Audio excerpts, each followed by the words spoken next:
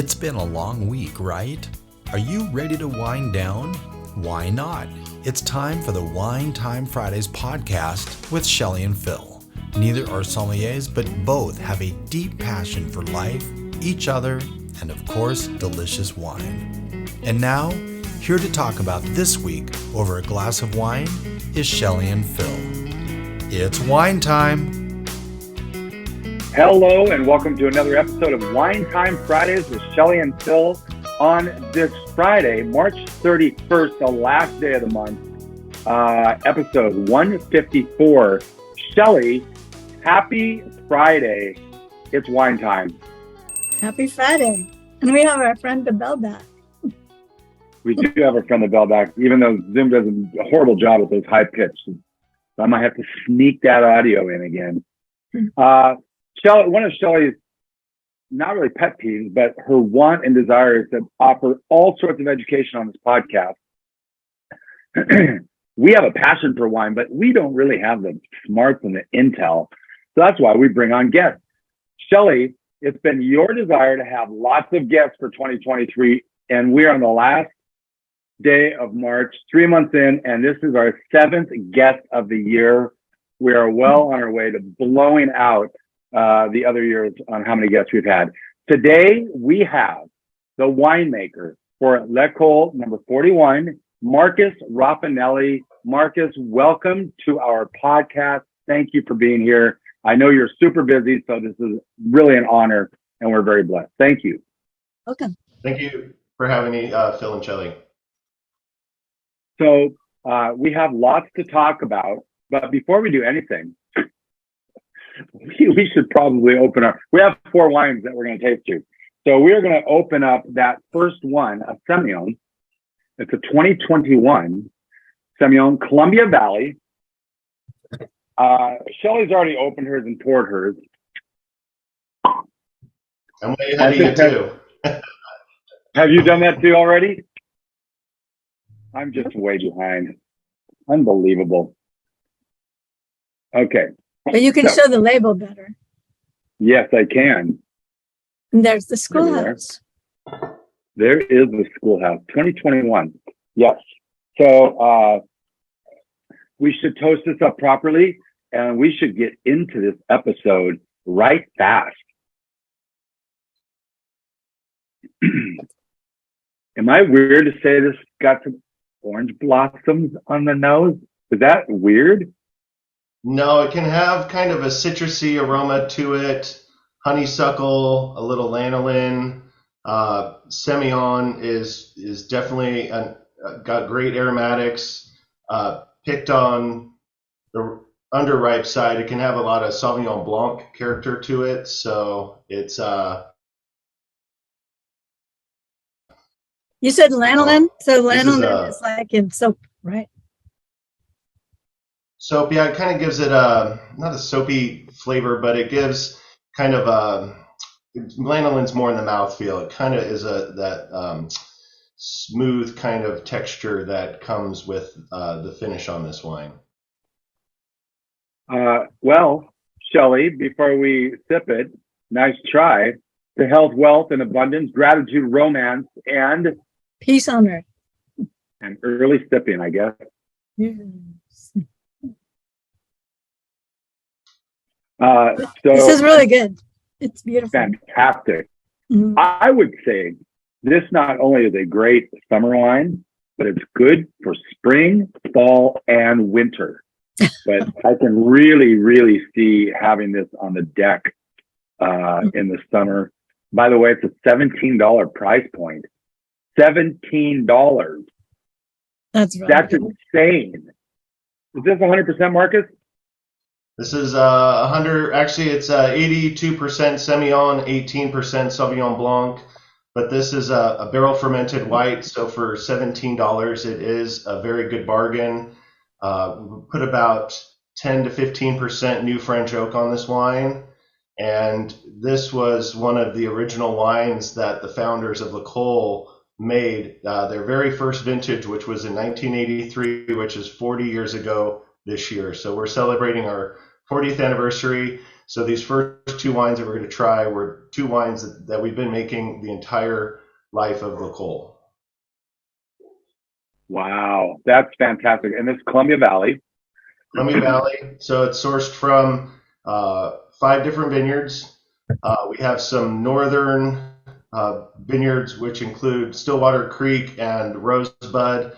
And then we also have some closer to Walla Walla fruit, Laudmel, and Walla Walla fruit in our Seven Hills and XL vineyard. So this is such a fun wine to make. We handpick all of this, and it's transported to the winery in the cool of the morning. We press it off, and very gentle with our pressing. And then we'll rack the juice off of the gross lees the next day, and then we'll transfer that into the barrels. And then so we'll do all of our fermentation in the barrel. And once fermentation stops, that's when we'll start stirring the barrels. So during fermentation, there's enough activity to keep those lees and yeast cells suspended in the wine. But once fermentation stops, there's no more gas to lift everything in the barrel, and so everything settles to the bottom. So after fermentation, we start stirring every other week. And how long did you say it was in the oak? So this is in oak for about 5 months. So we'll, ferment the wine in late September, early October. And then right about this time of year is when we're starting to put our 22 whites into tanks so we can get them ready for our May bottling. So they do spend their last little bit of life in tank while they're being stabilized. And then we bottle our previous year whites in the middle of May.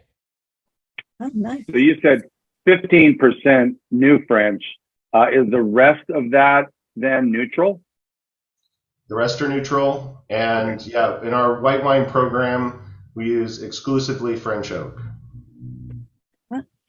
And I love source the barrels.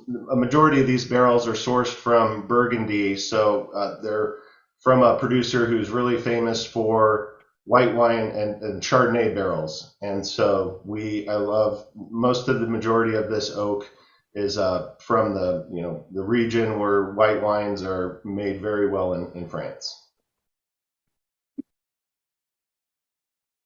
It's really good. So it's really nice sipping wine. So while we're sipping that, can you tell us all about the schoolhouse?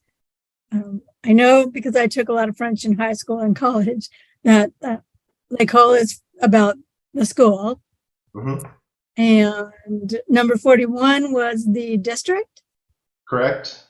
And so before the schoolhouse was built, there was a tiny little log cabin school in the same location, and that was in the late 1800s, early 1900s. And as the valley grew, the schoolhouse was built in 1915. And so a few years ago, we had our 100th anniversary for the schoolhouse. So it was a schoolhouse for almost 70 years, and it actually had its last class in 1974.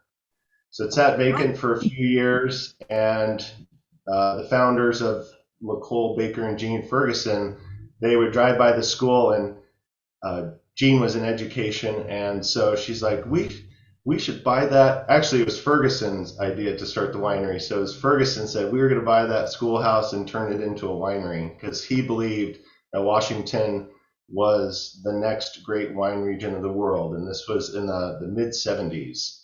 So, well, it's funny. So you brought up a number of things, and it's funny. I need to mention this. You're celebrating 40 years. So Leonetti Cellars started in 1977. Okay, in Walla Walla. Then you had Woodward Canyon. We're not going to get into that story with Rick Small, that we screwed up that interview, but we're getting back to probably talk to his daughter. He started Woodward Canyon in 81. Then there was L'École, number 41 in 1983, the third winery in Walla Walla Valley. Yes, correct, and 20th in Washington overall. That's fantastic. And now, of course, Walla Walla is a huge wine producing region, very respected worldwide. So it's fun to be on the front end of that. Absolutely. We have been to that little schoolhouse, haven't we, Shelley? Mm-hmm. I believe there's a desk in there. Is there a desk in there? An old school desk? There's a tiny little desk that we have in our little detention under the stairs. So we kept some of the smaller drink fountains. There's some graffiti that we as part of the history of the schoolhouse, and so we left that. And the upper grades classroom is now one of the tasting rooms, and the basement where the original winery is now an additional tasting room that we have house bigger groups in. In the basement. So, Wow. so you, I was going to say, we've been doing this wine club series. Can you touch on the wine club really cool? Because that's, if you're going to be in a wine club at a winery, you're getting some really cool things. So we do, I believe we have about 2,500 people in our wine club. They're Nice. all over the United States. We're distributed in 49 of the 50 states and 6 different countries right now. So the goal for a Walla Walla winery has a very broad reach. And so in our wine club, it's 2 shipments a year, and you have your choice between 3, 6, and 12 bottles. And since we do whites and reds, you also have the choice if you would just prefer whites or just prefer reds, or you can do a mix of both. And one of the benefits of our wine club is we do make about 50,000 cases a year. So we have our larger production runs, but then we also do some really, really fun limited production wines, and those can be in the 200 to 500 case range. And those are wines, when we were doing our blending, that just they're all of our favorites. There's a unanimous decision that we're going to go with these wines, and so they change for every year, but usually we'll have some sort of a GSM or a single vineyard cab. And so those are the wines that you could really only get through the wine club. That's I have to ask, what's the lone state? Is it Utah that you don't ship to? North Dakota. North Dakota. That is such a odd, just out of it. That's just very funny. You'll get North Dakota and you'll have all 50 states then. We're working on it. So that's awesome. We're going to take one break right now. We're going to take another one, but I'm not going to let you know about that one. We're going to do that by surprise. This one, we're going to take a break and hear from the Culinary Stone. And when we get back, it's time to open some red wine.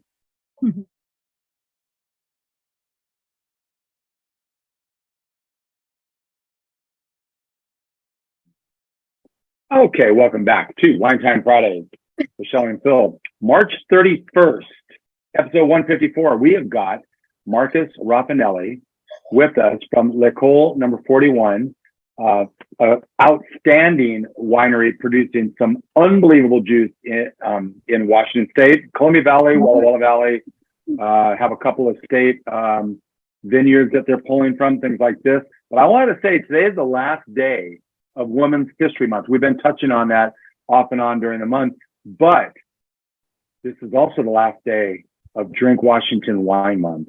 Now, that doesn't mean you can't drink Washington wine another month. It just means we're really highlighting, and what a great way to end this month of Drink Washington Wine Month than to have some of these wines from L'École. And Marcus has been telling us a little bit about the history, and now it's going to even get more fun because as they grew as a winery, they got some pretty fun things that they grew into. Bottle 2. Bottle 2. This is a 2020 Merlot, also from Columbia Valley. And I have an empty glass. Those 2, they're the black labels. And so this is how we differentiate our two different tiers of our brands. So we have our Black Label, which is our Heritage Series, and those are all coming from established vineyards throughout the Columbia Valley. So these are wines that may be a little bit bigger in production, but these are wines that you can find all over the United States. Okay. This is about a $28 price point. These are through the winery's website.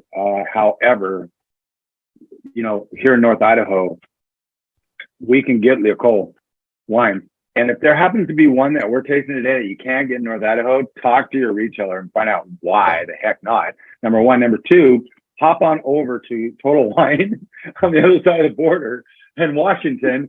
That's got a lot of wine there, and they will have all sorts of Lecole. But I know that Mark and Fred Meyer, we're talking about the Culinary Stone. We have Bottle Joy, all of these. Studio 107, they can get these wines. And if they're not currently stocking them, go say, Tom, need this one now. Shelley has a question I can see. I don't have a question. Well, I'm waiting for us to be cheersing. Oh, yes. So Yes. Hashtag cheersing. Thank Cheersing. you, Shelley, very much. Hashtag cheersing. That was so bad for me.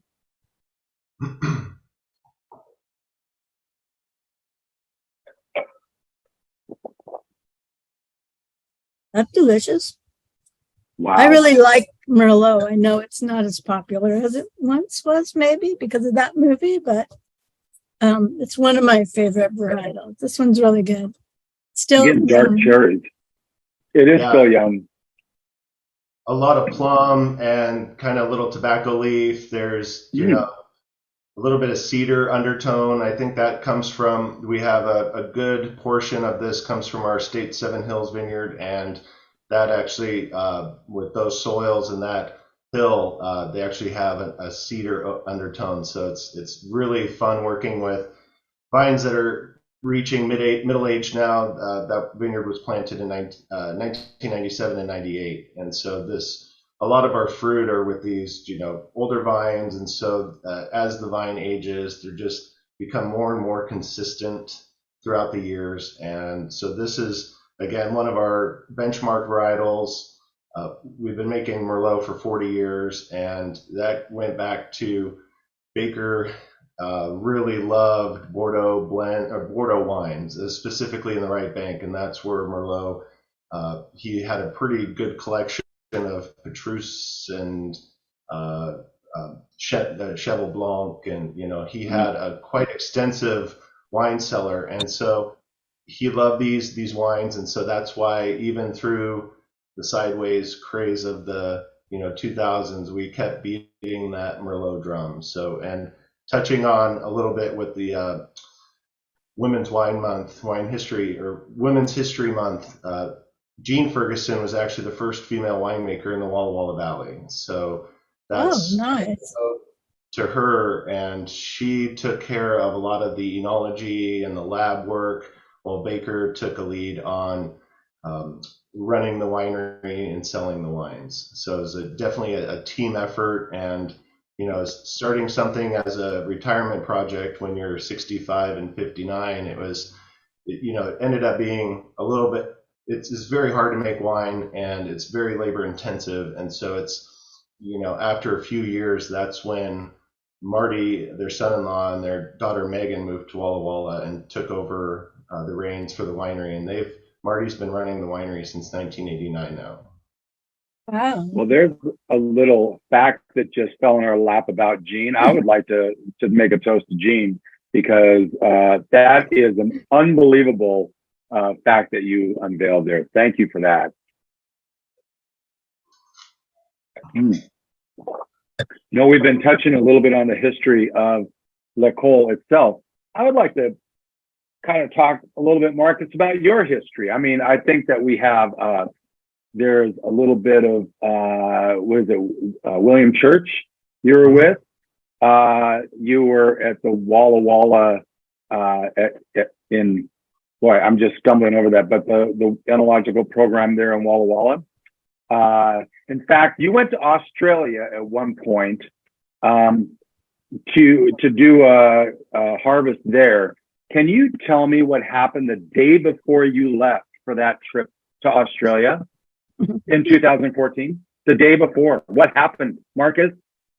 Well, I was saying bye to my friends and family because I didn't know if I was going to stay in Australia or if I was coming home. So I was hanging out with everyone in my family. But a couple days before I left, on Sunday, I watched the Seahawks win their first Super Bowl with my dad in New Jersey, and it was the top of the world. It was the Super Were you Bowl. at the game? I was at the game in New Jersey on Sunday, and son of a bitch. And then I flew to Australia on Wednesday. So, and they were expecting a very cold Super Bowl. It ended up being 48 degrees at kickoff, but then the next morning there was 4 inches of snow on the ground, and so I'm thankful that my dad. We booked our tickets out of Philadelphia, which had a little less snow, but it was a 4-hour trudge down from New York City, and I had friends that got stuck in New Jersey and New York, and they were there most of the week, and so if he hadn't forethought to get our tickets out of Philly, I would have missed my plane to Australia. So I want to personally thank you for being a part of the noise that caused that first play of the game to be a safety. It was thank loud, you, Marcus. And it was loud. The Super Bowl is usually a pretty quiet game, but it was loud at the very beginning there. The Seahawks fans travel well. Up. So yep, they travel well. I apologize to everyone around me in advance so they wouldn't call security to kick me out. I just said to let me know if I was being too loud, and I would tone it down. But nobody cared. They saw that we were having. I think Peyton Manning may have had something to say about that, but he probably couldn't be overheard either. Well, it was a boring Super Bowl to watch, on TV, but to be there, it was awesome. I would say it wasn't boring in the least. Only because your team's winning. Well, yeah. If you're not a Seahawks fan, it was a long, horrible game to watch. But it was great to be there with my dad, and he's been a season ticket holder since day one, and so it just was great to every game that season and through the playoffs, and just watch some really good football that year. So it was so much fun. That was a lot of fun. That was a lot of fun. And Carroll couldn't quite get it done the next year, but it was close. Tough call there at the line. But we digress. Talk a little bit about your time at Walla Walla, where you were instructor of applied winemaking, and it was at College Stellars. Is that what they call that? Correct. Did you have anything to do with the incubator program at all? Nothing. No, just our students are, all 5 incubators are full of EV grad students right now. Right. So, and I love the program up there, and it's really helpful for a young winery to get up and running. So it's a great program where your rent starts out cheap, and after year 5 it gets pretty expensive. So they allow you to get out. you can only stay here a little bit. So incubate you for a few years, and you can spend instead of a huge rent at the beginning, you can buy equipment and barrels, and everything that goes into wine can be expensive. And so it's just such a great program that the Port of Walla Walla does. That is a great program. We heard something similar in Paso Robles, some kind of an incubator program that's in Tin Alley. Tin City? Tin City, yeah. Down Paso. That's fun that they're doing that in places. And so when I learned how to make wine at the Walla Walla Community College program, the program was, founded in the early 2000s by Mile Anderson and Steve Von Osdale. He was the president of Walla Walla Community College. And now late 90s, early 2000s, they really wanted to focus on building this region as a world-class wine region. And so they formulated a program where it was a hands-on. The students grow the grapes, the students make the wine, and you get the hands-on experience that you need to learn the trade. Because nobody in wine starts at the top. You gotta learn, and by making mistakes. And so it's a really great environment for students to come in and test their hands at, driving forklift and learning plant and soil science. Not only growing the grapes, making the wine, but working in a tasting room, coming up with a marketing plan. Compliance classes, always fun. And so learning how to do a punch down, right? And get that workout, upper body workout. And you guys do a lot of that. I don't think you do anything machine generated, just all manual labor, right? Yeah, Nicole, we've been making wine with punch downs twice a day for the whole time, that we've been a winery. So it's very laborious, but it's very gentle on the cap, and so you get this nice gentle extraction. We don't fine our red wines, and so we manage our tannin profile through the fermentation process, and it's up to 100 bins a day during the heat of harvest, where we grab a tool and pick a row and you get punching. So, but if we had the whole team doing it, it only takes 20 to 30 minutes, and the biggest part of harvest. So, and even our larger fermenter tanks, we do those by punch down tool, but we have a pneumatic punch down device that has enough power to break through the thicker cap. So even our biggest ferment is 5 tons, and even those are done by punch down. Wow. And so I also sorry. I was just to say we're a big winery with but we really handle the lots in a small manner. We do a lot of small lot winemaking. Everything's fermented separately until blending, and we're not afraid to do the work. That's cool. And I also heard that you're working on sustainable farming, and 2 of your vineyards, Estate Ferguson and Estate Seven Hills, are certified salmon safe and sustainable. That's really good. Correct. Yeah, and both of them are, and many of our other vineyards that we source from are also certified sustainable. So it's sustainability, not only how you treat the earth, but it's how you treat your people and how you treat your bottom line. So if you're not thinking about your bottom line, you can't be sustainable. So it encompasses really 3 aspects of a business, and we try and take care of our people and our crews, and we also want to do the least impact on the earth. And viticulture can be very intensive to farm, and it's just we try and be as gentle as we can. So an example is, instead of using bird netting, which takes hours on a tractor, a lot of gas, and it takes a while. We hire a falconer who actually comes in during harvest, and we split the cost between a couple other vineyards because it is quite expensive, but it's a natural way to keep the starlings away from our crop. Wow. Oh, wow. That's fascinating. And so one falconer, one falcon? 2 falconers, 2 falcons. Okay, gotcha.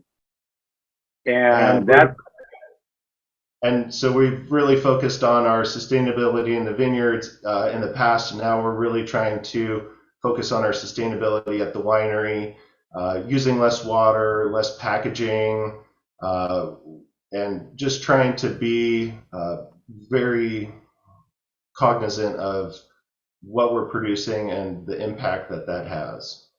I love that you're worried about the runoff also back down in the Columbia River, where there's plenty of salmon, and it's a ripple effect, right? And then you may be the one industry where it's okay to stress out your harvest by watering not what it wants, but what it needs, which is get those roots going down deep to try to get that water and stress that fruit a little bit and stress the plant a little bit, right? Correct. And our state vineyards are also pretty heavy on the tech side too. So we have two sap flow meters, and it's pretty much a blood pressure cuff for the vine, and it can calculate how much water is being pumped through the vine and going through the transpiration of the leaf. And so after we installed these systems, we've cut our water by almost 50%. So we're only giving the vine exactly what it needs.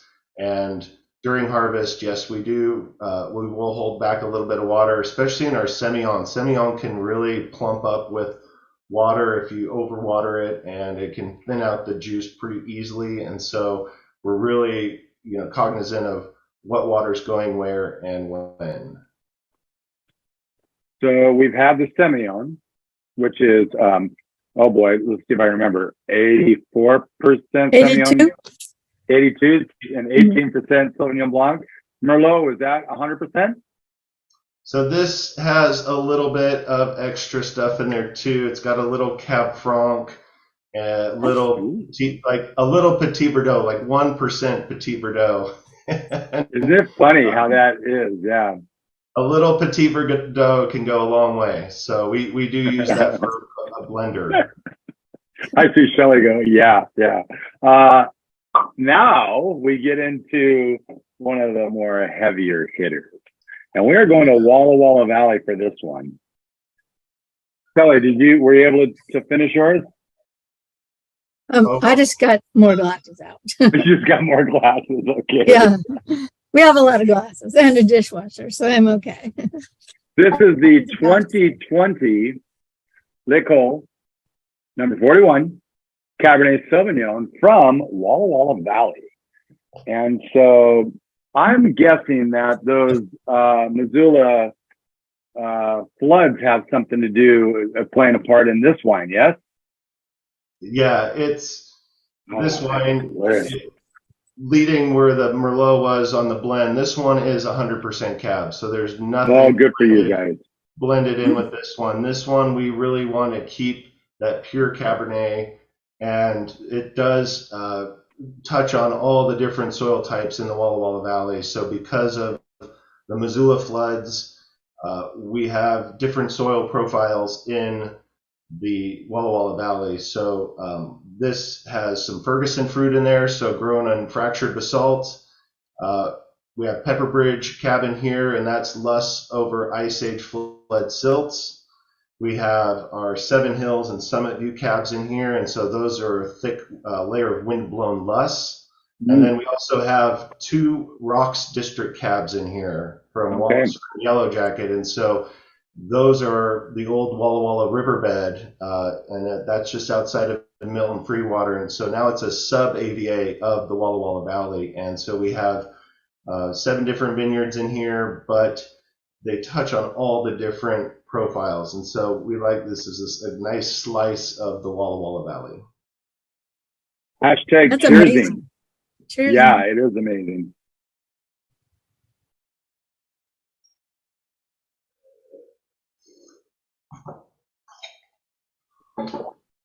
Mm-hmm. That's also really nice. This can be laid down for another 10 years easy. This has the tannin structure to lay down 10, 15, maybe if you have the right conditions, 20 years. I said 10 easy. Yeah, the right conditions, right? That's why you buy a case of wine at a time, so you can have one every couple years, and then you forget about a couple, and you find them later. It's funny. So we talked about Revora, who's a sponsor of our podcast out of Julietta, Idaho, and they've just opened a tasting room. Lance and Vince are also graduates of the EV program, so they have been through it. Same with our viticulturist, Sadie Drury. Our graduates are all over the Northwest right now making great wines. That's awesome to hear. It's fun to know where your students are. Yeah, it was interesting when I took over Winemaker at La Cole.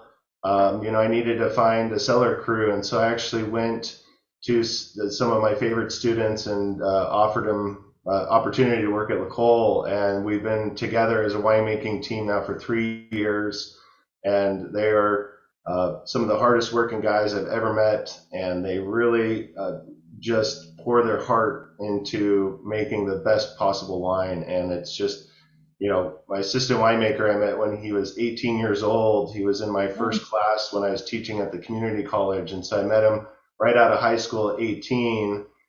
He's 25 now, and just he's helping run the show, and he just does a great job. So it's nice, and we have interns from the school every year as well. So if we're going to be called the school, we might as well have that great relationship with the school, and we Keep teaching.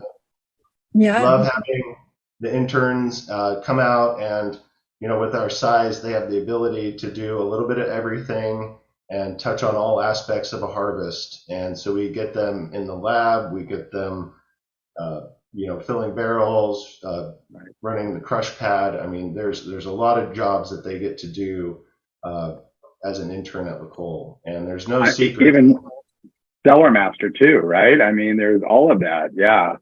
That'd be a great experience for them. We had Lane Hewitt on as a guest about a month and a half ago, and he was explaining when they took over this space in Coeur d'Alene for their new tasting room, way back in the corner. He said the previous owners took all the good stuff, but they left some things, except for this case of Leonetti. Oh, darn, forgot that one. Oops. Too bad. Oh, that's funny. I wanted to get into the William Church experience that you had out of Woodinville. In my notes, I saw that you would work a lot of the Taste Washington events. Mm-hmm. Taste Washington would also be over here in the inland Northwest, Spokane. And Shelley and I worked numerous Taste Washington events, and now that changed to Vintage Spokane, and then COVID pretty much blasted that out of the water. They wanted to know if we wanted to purchase the license to keep running, and I'm like, no, we'll just start our own if we're going to do that. But did you ever come to Spokane for Taste Washington? I have not. No, I've been getting up to Spokane a little bit more recently because my stepson is going to Eastern, so get up there a little bit more often than I used to. And it's not 5 hours from Woodinville; it's only two and some change. So go Eagles. That's right. Yeah. And so, tell us more about the William Church experience. So it was great. I was looking for a job. I was about ready to graduate in the spring of 2008, and they had put a job posting up at the school in Walla Walla because they wanted a graduate of the program. And so I applied for the position, and I met Rod and Leslie, and we hit it off right away. I mean, first time I met them, I felt like I already knew them forever, and they became like second parents to me, and they gave me a lot of freedom in the cellar just to, do in the cellar what I had learned at school and at my internship at La Cole. And so when I was at William Church, I actually modeled a lot of the wines we were making there after what we did at La Cole for my internship, because it was one of my major experiences in wine at that point. And so, it was very fun to, I think the highest production we made was 2,900 cases, maybe 3,000. And so it was over 7 different wines. So making a Viognier, and then some single vineyard, single varietal stuff, and then some blends. And it was just a very impactful part of my life. And working for a boutique winery, just getting their name out there, there was a lot of nights and days where we would split up and do 3 events. So Leslie would do an event, Rod would go, and we'd all do an event, and we were just a really good experience at building a brand, telling stories, and sharing wines. And it was, I loved working for them, but that was in in 2013, I felt like I needed to gain more experience, especially internationally, and that's when I made the decision to go to Australia. And it was just supposed to be a 3-month trip just to go down and do harvest in Australia, come back and work at William Church again. But I ended up making a connection with Dr. Lawson through a friend at Sete Saint Michel, and ended up taking an internship there in October. And so instead of coming back and working at William Church, I spent pretty much 2014 on the road making wine, and it was a great experience. And we're still in touch. We meet up occasionally, and they're awesome. I love them so much. Opportunity. That was in Germany, right? Yes, so I worked in Australia for the first part of 2014, and then I moved over to Germany and worked a vintage over there. Nice. If you're going to work under somebody, that's not a bad person to work under. Well, it was a great year because, in the Barossa, when I was working at Two Hands, it was all reds. We did 2 white lots, a lot of Riesling and a lot of Frontignac, and then all of the rest were reds. And then when I went over to Germany, it was Rieslings and other white varieties, and there was only one Spätburgunder that we made, so it was just a complete opposite. So from going from all red wine making in a very warm place to making whites in a very cool place, it would just gave me very good experience to see the extremes. And climate changing, I think we're going to be getting into more of these extremes, and so it's just going to be good experience to have. Yeah, it'll be a good experience. Yeah, especially if England is now going to be doing some Bordeaux varietals, that'll be interesting. Well, they're making fantastic champagne bubbles right now in England. I know. I'm not going to call them champagnes, but they're going to be like this. Because of that change, they're going to be making these sparklers that the people in Champagne are not going to be happy about, because they have poo-pooed anything coming out of England forever. And now you should have been nice, guys. You should have been nice. We'll see. I lied. I am going to say we're going to take one more break. We're going to hear from the social web. And then when we come back, we're going to get into the wine word of the week from Eternal Wine, as well as that going right into this next wine that we're actually tasting. Yes.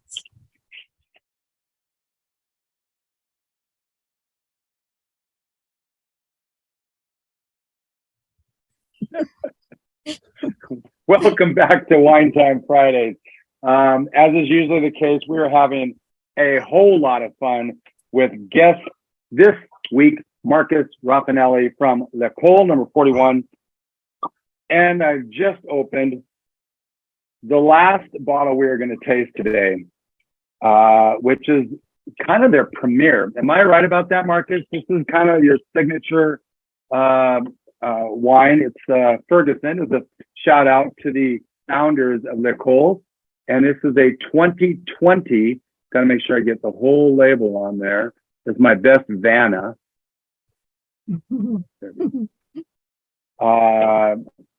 And before we talk about this, because I have to finish what's in my glass, Shelley, I don't know, you have a whole line of glasses there. I could make a music thing right now. That's nice. Shelley, what is our Eternal wine word of the week? Wine words of the week. Wine words, Bordeaux-styled blends. Yeah. Because that's what this is. Why did we choose it? Oh. That's a great question. We chose it because Nicole now is kind of, this is what you guys are, you guys are making a lot of great wines, but this is the one that people kind of point to, isn't it? Right about that?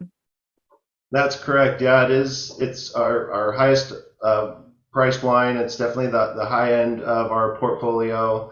We make 2 other vineyard designated wines, Apogee from Pepperbridge Vineyard and Perigee from our estate Seven Hills Vineyard. So we have our 3 Bordeaux style blends, and can't say Bordeaux blends because they're not from Bordeaux. So You got to put the style in there. But I put Bordeaux-style blends. That's right.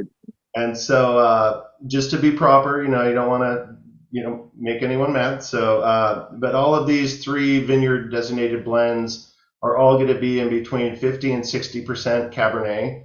And that's what gives the wine structure. The Cabernet brings tannin and the real component for long-term aging.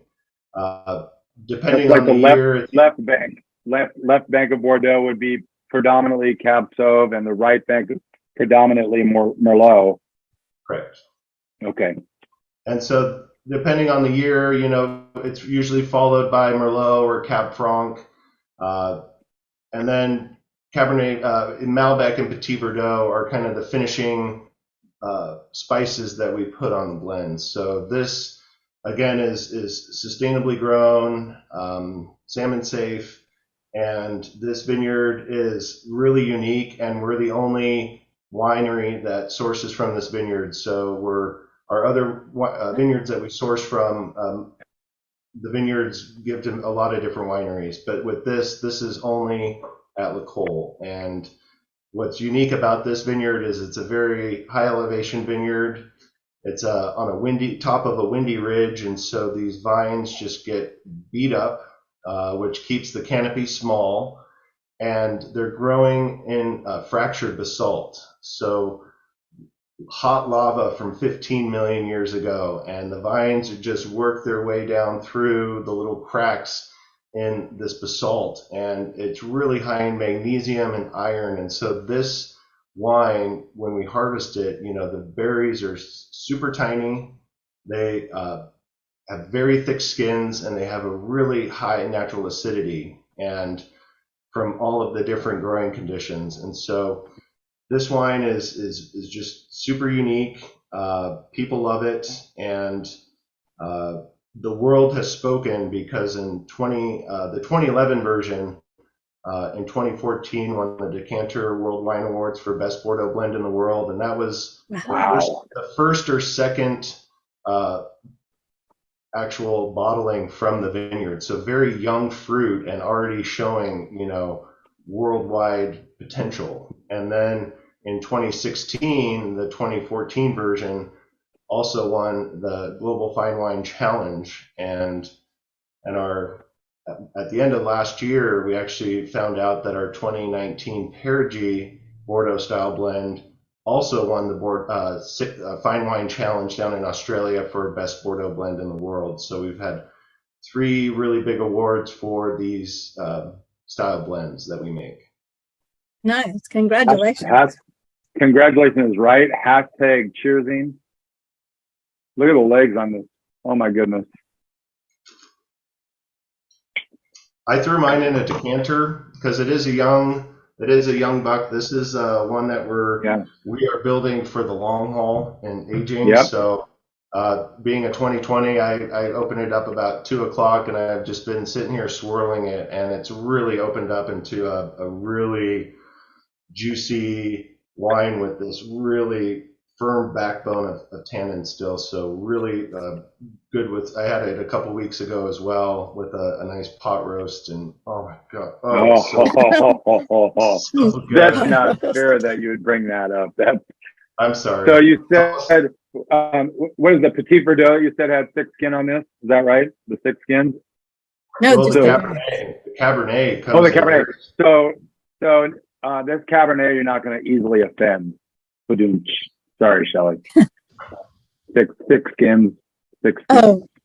You have to explain the joke. It's not a joke. I know. I keep telling you that. And yet, I still go try it, don't I? So we haven't really talked about what makes a Bordeaux-style wine. One could argue there's 5 varietals, or is there 6?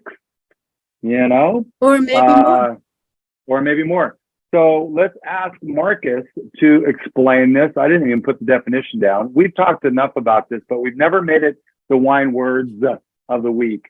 And so, Marcus, tell us what a Bordeaux-styled wine is. So Bordeaux is really broken up into 2 regions. You have your right bank and your left bank. And so a Bordeaux style blend can kind of go one of two ways. You can go with the Merlot or Cab Franc dominant blend, and that's going to be more considered right bank because there's more Merlot and Cab Franc that's grown. This would be east of Bordeaux. And just north of Bordeaux is the Medoc region, and those have a totally different soil profile, and that's where mostly Cabernet is grown. And so that would be considered a left bank blend. And so, did I do okay? Answer the question. So the it's a blend. Yes, it's a blend. Predominantly Cabernet Sauvignon or predominantly Merlot in most cases. That is also blended with Malbec, Petit Verdot, and what am I Maybe missing? Carmenere. Well, no, there's one other than the Carmenere. Merlot, Cab Sauv, Cab Franc. There we go.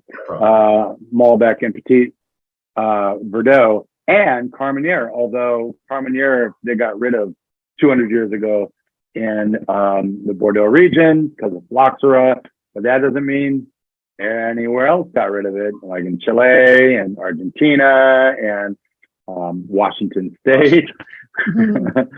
So yeah, we have great Carmenere, in Washington. Have you thought about making a Carmenere or even a Riesling, given your history with the great Dr. Lawson? I would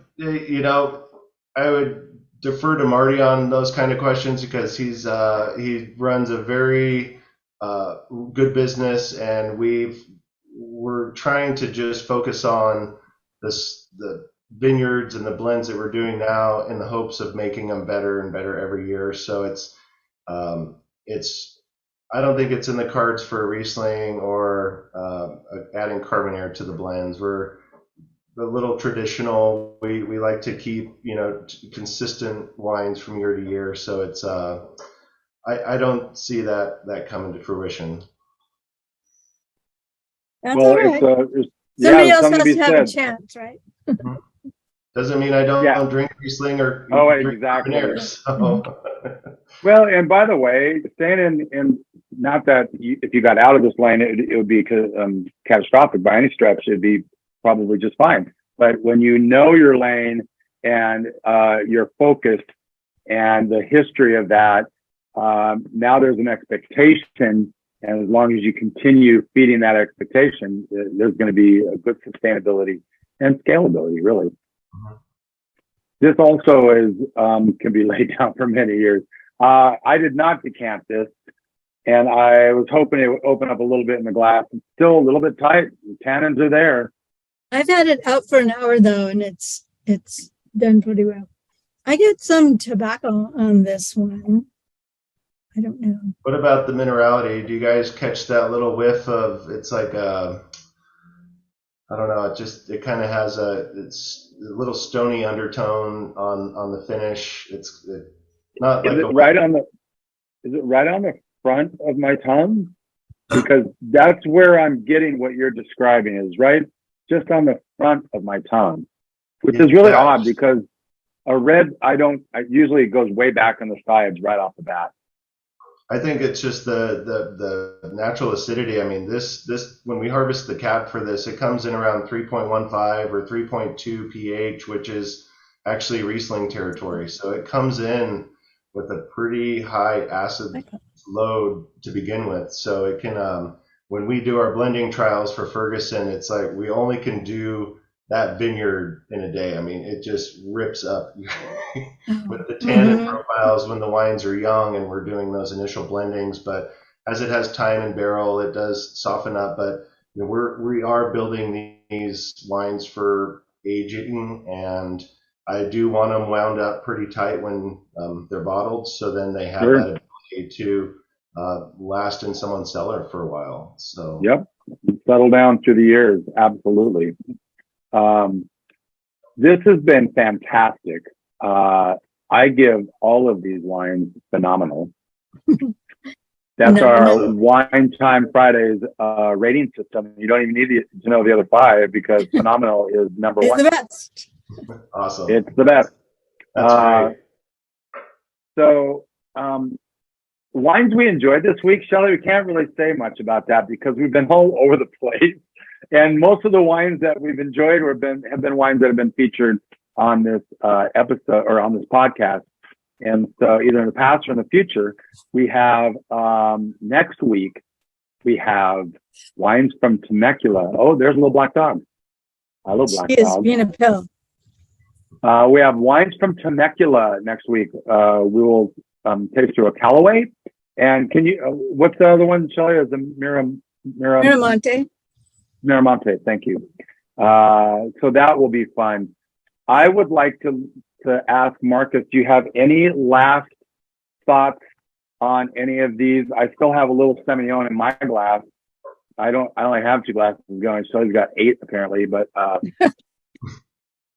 I just, this is it's a great winery to work for. Our goal is just to make the wines better every year, and we're taking a hard look at these wines. And so even though I'm a newer winemaker at Le Col, everyone thinks that Le Col's been around for a while, but it's actually we've got some new ideas coming up. And so the wines, nice. These 2020s was my first year as my first harvest as a winemaker, and so it's really fun to see these, be bottled and have a little bottle aging behind them, and it's fun to see the little tweaks that we've made to some of the winemaking practices and how those are playing out in the bottle. It just makes me really excited for the 21s and the 22s that are coming out, and we're just going to keep swinging for those number ones. We want the phenomenal every time. So yeah, these are your babies. These are like your babies. Your firstborn. Yeah, and we have a secondborn in here fun. too. But most of these are your firstborn. Only the Semillon is the secondborn. So nice.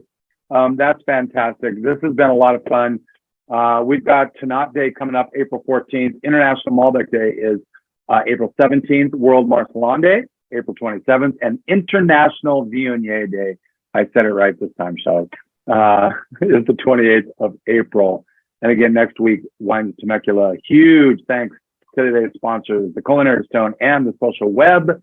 And Shelley, any parting shots? I know you don't like me to ask that, but anything you want to? An even huger thank you to Marcus for coming on with us. Yes. Thanks for your time and your knowledge. Marcus is a very, very busy person. We've been working on this for 2.5 months. So it finally came, and actually, truth be told, I was a little nervous going into this one. I don't know. Marcus, I think it's just because I found out you're a Seahawks fan, probably a Husky fan, go Dogs. And maybe not, I don't know. Boise Bronco, go Broncos. Oh, there you go. Well, Chris Peterson at one point came up from Boise State, so there you go. With a little bit of knowledge, Shelley and Marcus with a little bit of knowledge. And we gave a lot of knowledge today. Wine becomes a lot less overwhelming. Thank you for listening. Marcus, thank you again from both of us. And we will see you next week when we talk about a couple wines from Temecula. Have a great weekend.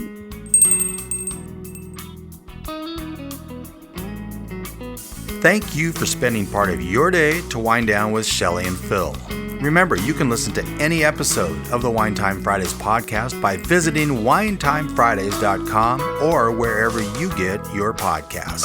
And join us on our Wine Time Fridays Facebook page, Instagram, or on Twitter, which is @VintageTweets, for daily conversation. Until next week, here's our toast to you, to health, wealth, abundance, gratitude, peace on earth, and of course, romance.